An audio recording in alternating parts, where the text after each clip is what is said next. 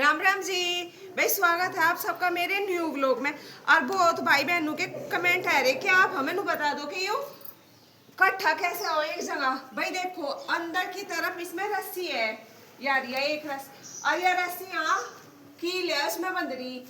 और जो इसमें एक गिड्डू है भाई, देखे रस्सी इसे नु पकड़ के और दिखे नु खोल दो जायू, देख लो। या अंदर वाली रस्सी देखे, एक ही रस्सी है अंदर से बाहर को आ रही।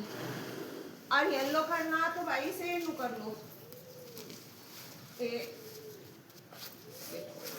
ये रुक गया।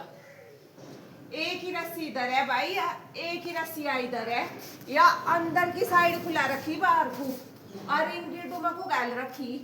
और भाई इसमें तक हार दो लो नीचे को आ जा। और भाई 8 बजे आज इसकी पक्की वीडियो डाल देंगे, हमारे फोन नंबर भी बता देंगे पर्दे वाले का। राधे राधे।